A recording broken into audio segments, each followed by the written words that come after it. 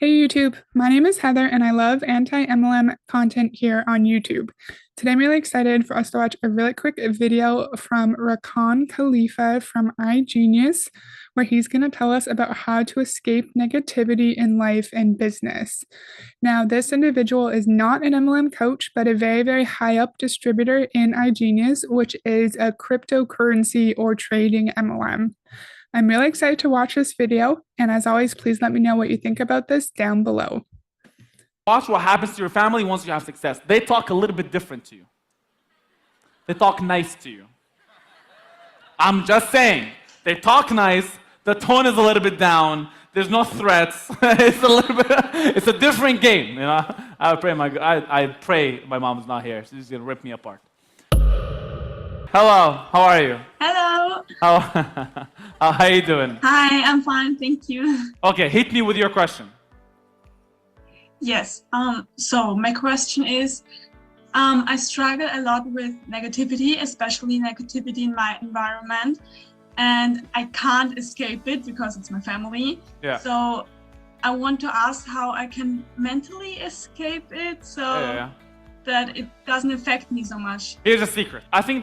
That's a really valid question, and she seems very sweet, and so she's just trying to make her business work, and she's wondering probably why her family isn't just automatically supporting her, and she may be experiencing some kind of cognitive dissonance where she may know that she may be doing something unethical, but she still wants to do it anyways because she really wants to find success to maybe potentially prove her family wrong. I know she's not saying that. That's just what I read into.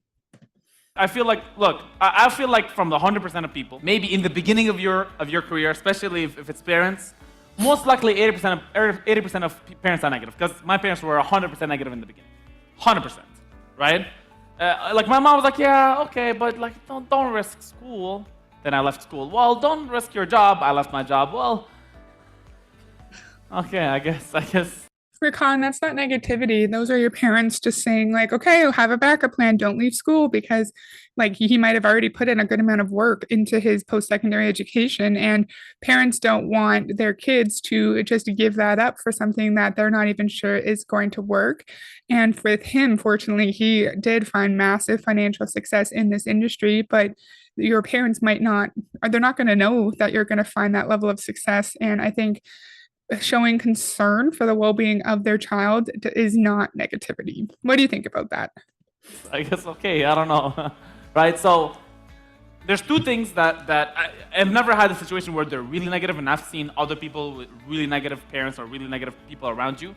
There's two things you can do. You can literally leave your house in the I'll tell you guys, I hope my mom's on. Okay, she's not, she's good. There's one point that it wasn't negative. I just felt like if I'm in home, it's just not gonna happen. So when I was home, I don't know, I couldn't afford AirPods. I had the silk ones that you connect to your phone. You know the earphones, right? That you connect, and it was personal development. Yes, Rakan, you just mean like earbuds. Yes, we know what you mean. All this. So when I was home, my ears were plugged in a personal development, and I'm listening to other coaches, I'm listening to other people, and then I literally told my mom that I had a shift, right? Remember Afnan shared the story where that Rakan was late? There was two parts of this. So I used to tell my parents I had two jobs, I had only one job, right? One of them was I used to work at a nightclub, which I did, and then I left. But I didn't tell them I left. So I had literally all night where that's my working zone. Where I leave, I go and I say I'm at my job, but I'm literally at a Starbucks, working back to back. And I have to start as much as I can reaching. Listen, every single one of you guys we're gonna come here, are gonna share something with me.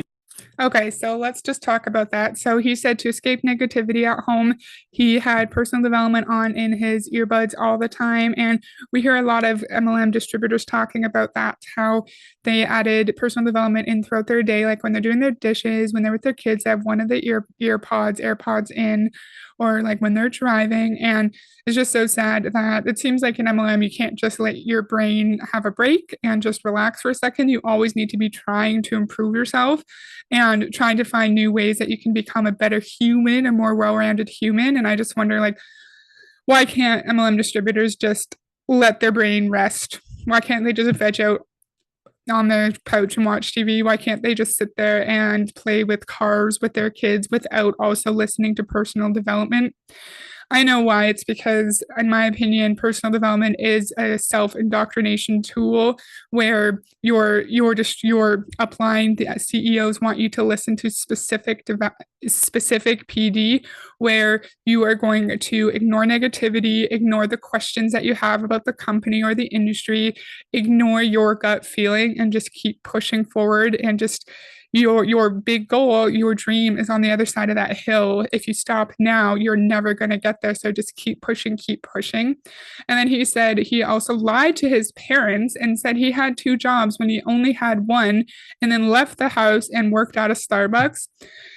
If he didn't say he lied to his parents, I don't think there's anything wrong with the advice of leaving your house and going to work somewhere else. That's a fair and reasonable thing. Say if you're working from home and you need a change of scenery. If you're studying, you might want to go to a coffee shop. That's fine. But I don't like that he's telling this person who seems young, I don't know how, she could be 20, she could be 30, who knows, right?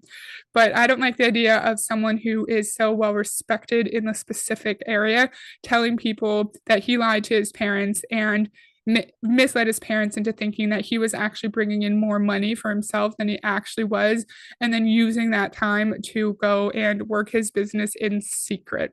I don't like that he's promoting being dishonest to his parents. What do you think? It's a story in your head. It's a story in your head. Once you change that story, everything changes. So I used to tell myself, listen, this is hard, this is hard. And who talked about this? Santa talked about this. Dre talked about this, right? This is hard, this is hard, this is hard. Well, the more you tell yourself this is hard, there's a story in your head that's gonna go over and over and over. It's a movie. It's gonna replay and replay and replay and replay. And as long as you're replaying in your head, you're not gonna win. It's hard. Listen, business, I truly believe, business is so hard on the inside, it's hard on the outside. How hard is it to go talk to somebody? It's not that hard, but you know what's hard? It's the limiting belief in your head that tells you, well, they're gonna go tell me no, or they're gonna embarrass me, or they're gonna tell me something. That's what's hard. So it's a limited belief in my head. Sir, talking to people talking to random people is really hard for some people. And I hate the idea of limiting belief. No, it's not a limiting belief. It's a valid feeling. If you're scared to go talk to a rando on the street, I think it's totally fair and reasonable to not go talk to that rando on the street. And this is based off the idea of toxic positivity, right? And so say you're struggling with your MLM business and you're doing what your upline tells you, you're doing what Rakan is telling you to do, and you're not finding any success and you're getting down on yourself, of course, which is a totally valid human response. You cannot say it's hard though, because then you're perpetuating that harmful story in your head. And then people like him or high up distributors will use that as the reason why you're not finding success. Well, if you say it's hard, if you say you're not making any money, of course you're not going to make money, because that's the idea that you're pushing out. Your prospects can they can somehow magically tell what you're thinking. They can tell your mindset. They know exactly what you're thinking, and they're going to pick up on that somehow because they're magic. And so I think it's another way of shifting the blame from the pyramid scheme structure to the individual in a way that you can't actually measure. You can't actually quantifiably measure an individual's use of a toxic story in their brain. You can't actually prove that someone is saying that it's hard, and the reason why they're not finding success is because they said it's hard. Do you know what I mean? Does that make sense? Let me know what you think down below. So this is why I said earlier today, I changed my stories. The stories in my head, I changed them. When I start getting, here's another story. When I used to start getting closer to the Eric Worre circle. Now, all these are so-and-so called big dogs, right? Big dogs. These are people that have been in the industry for, 10, 20, and 30 years. I'm like, well, so I go there and I don't know if I can give value. It's hard. What value do I give these people? But you know what? I started noticing, I'm like, well, I can give them because a lot of them are doing old school stuff.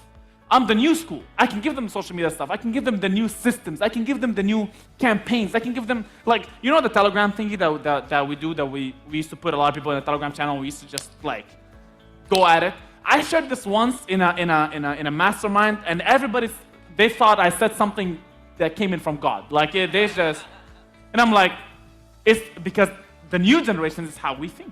Anyway, going back to my story. This poor woman is probably like, you're not telling me how to deal with negativity within my family. And if I were her, I'd be like, I'm not getting any value from this, sir. Can you please give me some actual tangible advice? What do you think? Number one, try as much as you can to just block everything outside, everything inside, and put your head down and you have to work. And I promise you one thing that you will appreciate. Watch what happens to your family once you have success. You watch what happens to your family once you have success. They talk a little bit different to you. They talk nice to you. I'm just saying, they talk nice, the tone is a little bit down, there's no threats. It's a different game, I pray my mom's not here. She's gonna rip me apart. But, so yes. Make sense? Does that make sense? What was his actual tangible tip? Was it keep your head down, don't pay attention to the haters / your family, and just watch what happens when you find financial success? Or was his tangible changing the story within your head? And so I'm not really sure how you would do that in relation to your family. Would it be like, oh, they're just upset because they don't understand network marketing, they don't understand what I'm doing here, or maybe I haven't shown them financial success yet, and so once I show them my financial success, then they're going to be supportive of me. I've talked about this 1,000 times on my channel so far, but someone not supporting you in MLM is not only related to finances. She looks pretty young. I don't know how old she is, but it could be that the parents are worried about her putting in significant money into her job without guarantee of any kind of pay, without even a basic hourly wage. Could be that she's taking time away from her studies and they're worried that she might have her grades go lower because of her time in MLM. Maybe they don't like the people that she's hanging out with in this MLM now because maybe they're a bad influence on her. There's a lot of reasons why parents of a younger adult might be concerned that their child is in an MLM. So I hope you liked this video. Please let me know what you think about Rakan Khalifa's speech in this video down below. I think he's a little bit all over the place. It was a little bit hard for me to follow him, but I think I'm going to do more research and find more videos on him to do in the future because I find him interesting. And I don't know if this pandemic is his specific event or if it's an iGenius event. So if you know what this pandemic thing actually is, please let me know down below. That's all I have for today. I hope you enjoyed it, and I'll see you next time. Bye.